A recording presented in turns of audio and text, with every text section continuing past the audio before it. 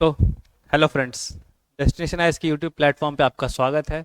और मैं अभिषेक सिसोदिया आपके सामने एक करंट का बहुत ही इंपॉर्टेंट टॉपिक लेके आया हूँ। और बहुत लोगों को इंटरेस्ट भी रहता है इसमें काफ़ी ज़्यादा। अभी जो न्यू मिनिस्ट्री बनी है तो उसमें हम लोग देखेंगे कि प्रधानमंत्री मोदी की जो तीसरी कार्यकाल है उसमें कैबिनेट मिनिस्टर्स कौन कौन है। ठीक है, तो हम लोग बेसिकली जानेंगे कैबिनेट मिनिस्टर्स किनको किनको कैबिनेट मिनिस्टर्स में जगह मिला है, कौन कौन सा मिनिस्ट्रीज मिला है। ठीक है, काफ़ी ज़्यादा लोगों में क्रेज रहता है और अभी एकदम हाइप पे टॉपिक है, तो आइए चलिए जानते हैं। तो देखो हम लोग देखेंगे पीएम मोदी गवर्नमेंट 3.0, जानेंगे ओवरऑल चीज़ के बारे। तो देखो ये शपथ ग्रहण समारोह का पिक्चर आपके सामने है, आप लोग अभी देखे होंगे, अभी कुछ दिन पहले ही हुआ शपथ ग्रहण समारोह। काफ़ी ज़्यादा बाहर से भी चीफ गेस्ट लोग आए थे। ठीक है, नेपाल, भूटान, मालदीव्स के राष्ट्रपति, प्रधानमंत्री, ये सब लोग भी आए थे। तो काफ़ी ज़्यादा एक्स्ट्रावेगेंजा लेवल पे शो किया जाता है। तो हम लोग जानते हैं थोड़ा टाइप्स ऑफ मिनिस्टर्स, कितने तरह के types of ministers overall Indian government में होते हैं। ठीक है, तो देखो पहले न्यूज़ का थोड़ा क्रक्स देख लेते हैं। PM Modi's new council of ministers, total council of ministers has 72 minister. Total कितने मिनिस्टर है काउंसिल ऑफ मिनिस्टर्स में इस बार? 72 मिनिस्टर्स। ठीक है, ध्यान रखना है इस चीज़ का। जिसमें कि जो 11 मिनिस्टर्स हैं वो तुम्हारे बिलोंग्स टू एनडीए पार्टनर्स। जो एनडीए के जो पार्टनर, जैसे एनडीए के जो अदर पार्टनर्स पार्टी है जिन्होंने सपोर्ट किया एनडीए को। ठीक है, तो कौन कौन से थे? जैसे टीडीपी थे, जेडीयू थे, एलजेपी, शिवसेना, तो ये सब पार्टी ने सपोर्ट किया था एनडीए को। तो उन लोग को लगभग 11 मिनिस्ट्रीज जो है उन लोग को दिया गया। मतलब कि बीजेपी के अलावा जो बाहर से पार्टी ने सपोर्ट किया उनको 11 मिनिस्ट्रीज दिया गया। तो काफ़ी ज़्यादा दिख रहा है कि गठबंधन की सरकार है। तो इसमें क्या होता है कि थोड़ा मिनिस्ट्रीज को कॉम्प्रोमाइज़ करके चलना पड़ता है गवर्नमेंट को। ठीक है ना।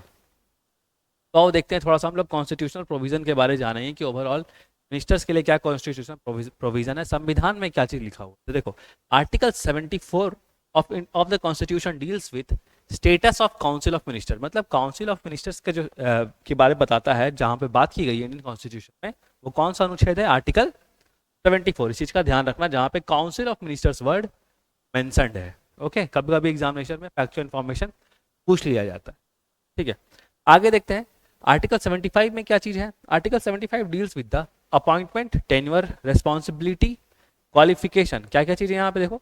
अपॉइंटमेंट, उनका वे ऑफ अपॉइंटमेंट, टेन्योर्स, उनका कितना कितने दिन का कार्यकाल होगा, फिर उनकी रेस्पॉन्सिबिलिटीज क्या क्या चीज़ है, क्वालिफिकेशंस, ये भी देखना पड़ता है कि क्वालिफिकेशन उनका क्या क्या है। ठीक है, ओथ की सैलरीज, ठीक है, अलाउंसेस, जो भी चीज़ है ऑफ मिनिस्टर्स, वो किस में है? आर्टिकल 75 में। तो ध्यान रखना 74 में काउंसिल ऑफ मिनिस्टर्स के बारे में मेंशन किया हुआ है, और आर्टिकल 75 में उस उनके जो भी और चीज़ें हैं जैसे कि ओथ, रेस्पॉन्सिबिलिटी, टेन्योर्स, ठीक है, तो वो सब चीज़ आर्टिकल 75 में होता है। ठीक है, ओके, चलो आगे मूव करते हैं।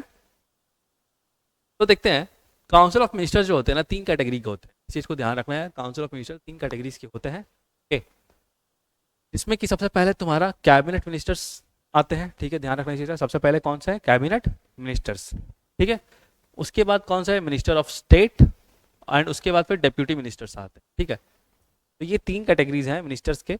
और तुम्हारा इन सबसे मतलब कि इन सबसे जो ऊपर होता है, at the top of all these ministers is the prime minister. ठीक है, सबके ऊपर जो होगा सबसे पहले वो हमारा प्राइम मिनिस्टर। ठीक है, अब देखते हैं कि कैबिनेट ऑफ मिनिस्टर्स का क्या किस तरह से डिफाइन किया गया है।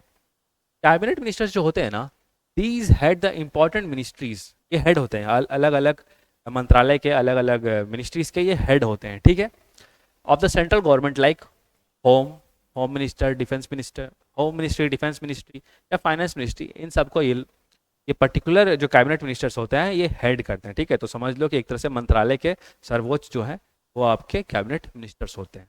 ठीक है, आगे मूव करते हैं तो देखते हैं हम लोग अब कैबिनेट क्या होती है। हम लोग बार बार कैबिनेट मिनिस्टर्स कैबिनेट बोल रहे हैं, तो कैबिनेट का मतलब क्या होता है? देखो, cabinet is the chief cabinet is the chief policy formulating body of the central government. Cabinet क्या होता है? जो भी सेंट्रल गवर्नमेंट है, ठीक है, केंद्र सरकार, उसका जो चीफ पॉलिसी, जो जो नीति बनेगी, जो स्कीम्स बनेंगे सेंट्रल लेवल पे, उन सब पे जो डिसाइड किया जाएगा कि हाँ भाई, अगर अगर किसानों के लिए कुछ लेकर के आना है तो कितना उसके लिए फंडिंग देना है। ठीक है, अगर रूरल डेवलपमेंट के लिए कुछ करना है, कोई स्कीम लेकर के आना है तो उसके लिए क्या प्रावधान होना चाहिए, क्या उसके लिए टर्म्स एंड कंडीशन होने चाहिए, तो ये सब कौन डिसाइड करता है? Cabinet as a whole decide. ठीक है, इसलिए कैबिनेट मिनिस्टर्स पॉलिसी फ्रेमवर्क में समझ लो कि फ्रंट लाइन रोल निभाते हैं, ठीक है, सबसे फ्रंट में रह करके चीज़ों को फॉर्मुलेट करते हैं कैबिनेट मिनिस्टर। अब बात करते हैं हम लोग मिनिस्टर ऑफ स्टेट क्या चीज़ होता है। तो देखो, these can either be given independent charge of ministers department, मतलब इनको या तो इंडिपेंडेंट चार्ज दिया जा सकता है मिनिस्ट्रीज का, ठीक है, और can be attach to cabinet ministers, ठीक है। तो ऐसा है कि इनको हो सकता है कभी कभी इनको मिनिस्ट्री को हैंडल करने के लिए या उसको हेड करने के लिए दिया जा सकता है, इंडिपेंडेंट चार्ज दिया जा सकता है।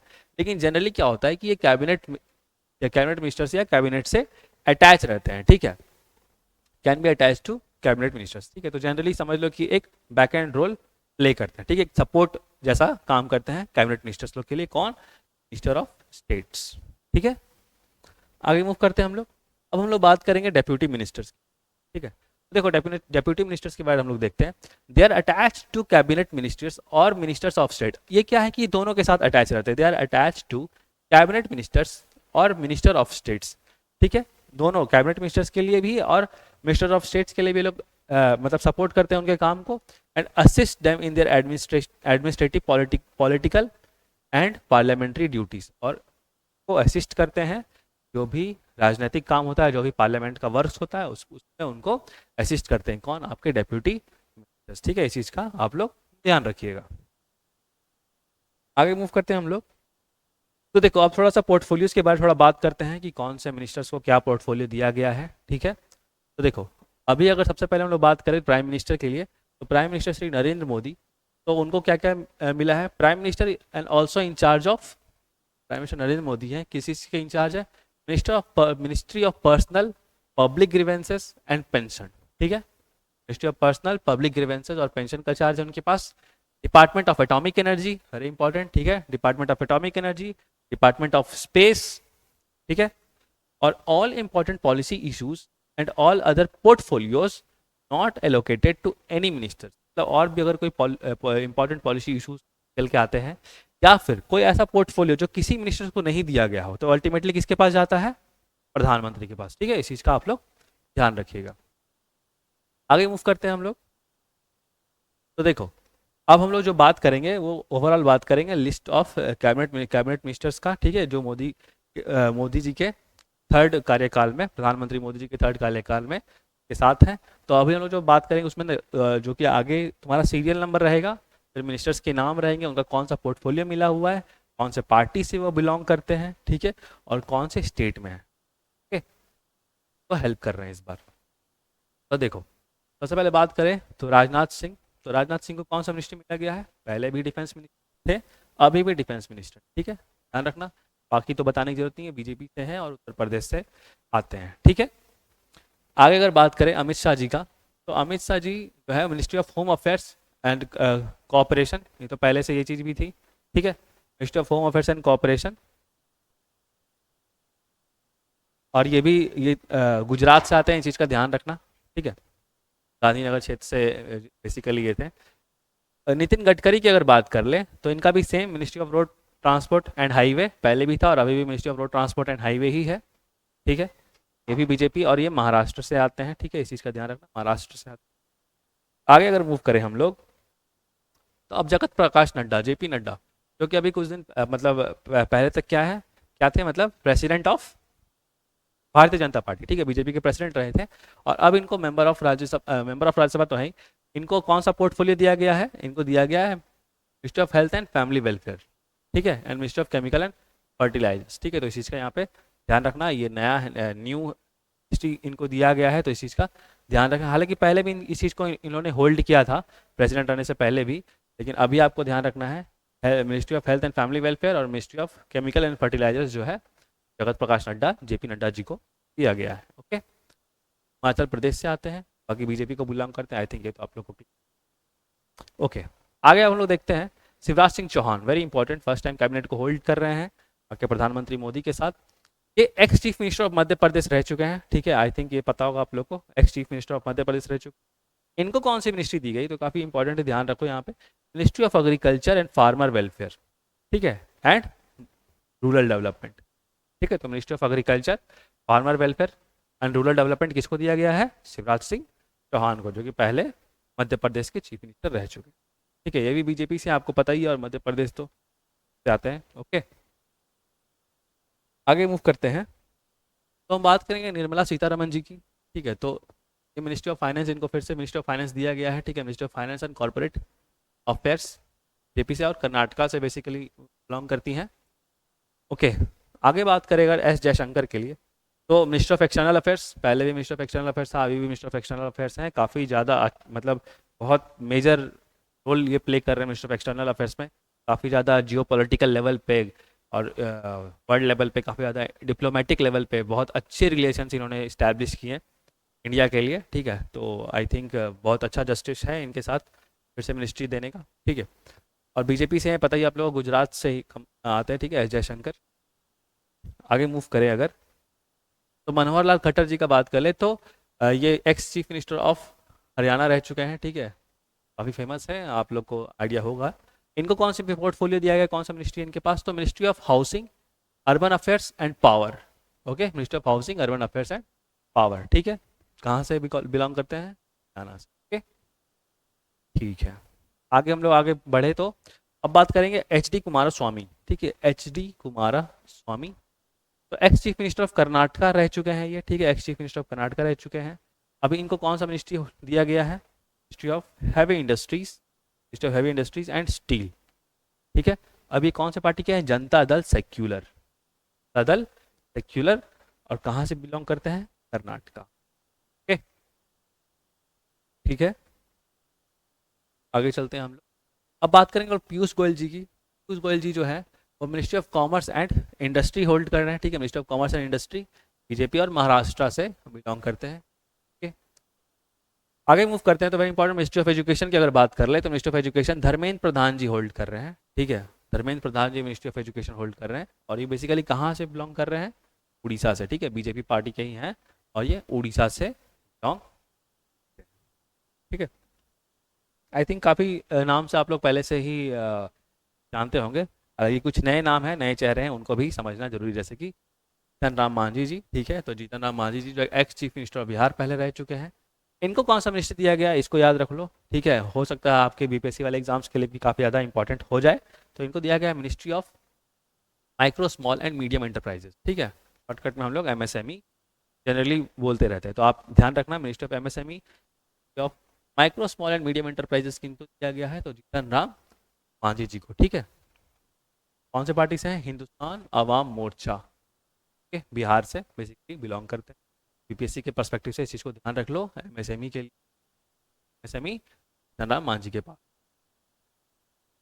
अगर बात करें राजीव रंजन सिंह, या फिर इनका जो उर्फ इनका जो और नाम है ललन सिंह। ठीक है, तो ये मतलब मेंबर ऑफ पार्लियामेंट है, और ये इनको कौन सा मिनिस्ट्री दिया गया है, तो मिनिस्ट्री ऑफ पंचायती राज। ठीक है, ministry of Panchayati Raj, very important, ये नया चेहरा है पंचायती राज मिनिस्ट्री के लिए। Ministry of Panchayati Raj and fisheries, ठीक है, ध्यान रखना, ministry of Panchayati Raj and fisheries, animal husbandry और डेयरिंग। ठीक है, जो भी लाइफ स्टॉक से रिलेटेड जो भी चीज़ें हैं वो के पास है, राजीव रंजन सिंह या फिर ललन सिंह। ठीक है, जनता दल यूनाइटेड से ये बिलोंग करते हैं, जेडीयू से, और ये बिहार से आते हैं। ओके, ठीक है, आगे मूव करते हैं हम लोग, तो देखेंगे सर्बानंद सोनोवाल। ठीक है, तो सर्बानंद सोनोवाल जी को कौन सा मिनिस्ट्री दिया गया है, ministry of port shipping and waterways. ठीक है, पोर्ट शिपिंग एंड वाटरवेज काफ़ी ज़्यादा इंपॉर्टेंट है ये ग्लोबल ट्रेड में अपने आप को स्टैब्लिश करने के लिए। क्या आपको पता होगा कि मैक्सिमम ट्रेड जो होता है कौन से वे के थ्रू होता है, शिपिंग के थ्रू ही होता है। ठीक है, मेजर जो ट्रेड होता है वो शिपिंग के थ्रू होता है, इस चीज़ का ध्यान रखना। ओके, बीजेपी से हैं, और कहाँ से बिलोंग करते हैं सर्बानंद सोनोवाल जी, आसाम से बेसिकली बिलोंग करते हैं।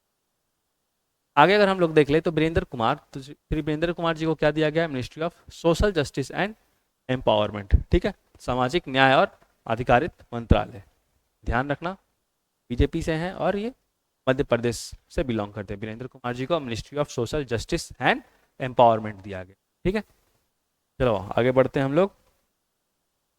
अब देखेंगे राम मोहन नायडू। ठीक है, राम मोहन नायडू, तो इनको कौन सा मिनिस्ट्री अभी दिया गया, मिनिस्ट्री ऑफ सिविल एविएशन।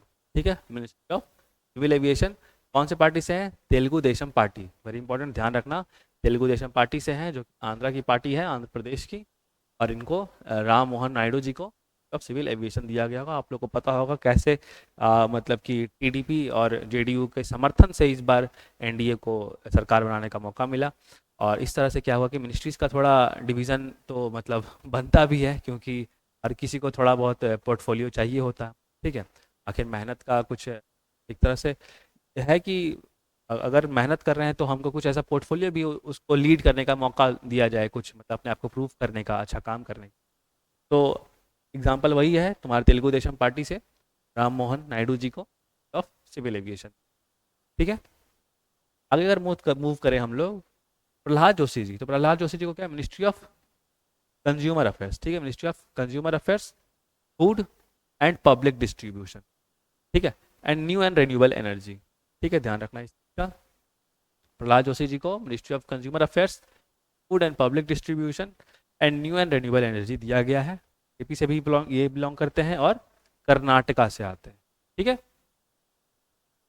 आगे अगर हम लोग मूव करें तो बात करेंगे जुएल ओराम। ठीक है, जुएल ओराम मेंबर ऑफ लोकसभा थी मतलब हैं, और ये तुम्हारा ministry of tribal affairs, very important, ध्यान रखना, ministry of tribal affairs Jual Oram जी को दिया गया है। ओराम जी को दिया गया है, बीजेपी से आती हैं ये और झारखंड से बिलोंग करती है। ठीक है, of tribal affairs Jual Oram. ठीक है, अगर बात करें गिरिराज सिंह की, तो गिरिराज सिंह को मिनिस्ट्री ऑफ टेक्सटाइल दिया गया है इस बार। ठीक है, तो चेंजेस हैं, इस चीज़ का ध्यान रखना। ठीक है, ये कहाँ से बिलोंग करते हैं, फ्रॉम बिहार। ठीक, गिरिराज सिंह को मिनिस्ट्री ऑफ टेक्सटाइल्स। ओके, अब बात करें अश्विनी वैष्णव जी को, तो अश्विनी वैष्णव जी को फिर से इस बार मिनिस्ट्री ऑफ रेलवेज दिया गया है। ठीक है, ministry of railways, information and broadcasting, information and broadcasting add on है, और इलेक्ट्रॉनिक्स एंड इंफॉर्मेशन टेक्नोलॉजी।